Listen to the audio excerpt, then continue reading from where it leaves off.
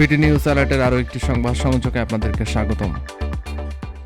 বিএনপির বিরুদ্ধে অপপ্রচার চালাচ্ছে একটি ধর্মভিত্তিক দল। ধর্মভিত্তিক একটি রাজনৈতিক দল নিজেদের অপকর্ম আড়াল করতে বিএনপির বিরুদ্ধে অপপ্রচার চালাচ্ছে, এমন অভিযোগ করেছেন বিএনপির সিনিয়র যুগ্ম মহাসচিব রুহুল কবির রিজভী।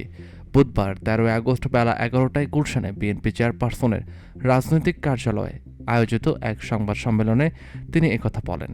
রিজভী বলেন, চট্টগ্রামে ভাইরাল হওয়া এক চিকিৎসকের কাছ থেকে চাঁদাবাজি করা হয়নি, নকশা বহির্ভূত ভবন নির্মাণ করায় তার বিরুদ্ধে ব্যবস্থা নিয়েছে কর্তৃপক্ষ, তার ওপর কেউ হামলা করেনি।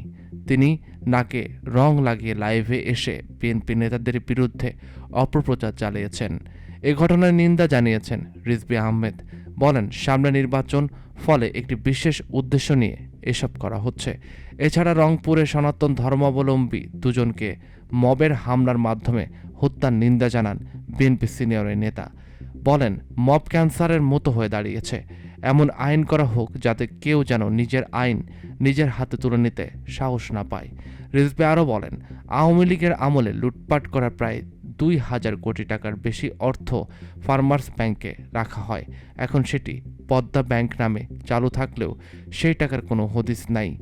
এসব লুটপাটে টাকা উদ্ধারে সরকারকে আন্তরিক হওয়ার আহ্বান জানান তিনি। পিআর আনুপাতিক প্রতিনিধিত্ব পদ্ধতির জন্য দেশের মানুষ এখনও প্রস্তুত নয় উল্লেখ করে রিজভী বলেন, এই দাবি যারা করছেন তারা জটিলতা সৃষ্টি করছেন। তিনি আরও জানান, বিএনপি চেয়ারপারসন খালেদা জিয়ার জন্মদিন উপলক্ষে আগামী শুক্রবার ঢাকাসহ সারা দেশে বিএনপির কার্যালয় বা মসজিদে দোয়া মাহফিলের আয়োজন করা হবে। সেখানে গণতান্ত্রিক আন্দোলনে শহীদদের জন্য দোয়া করা হবে।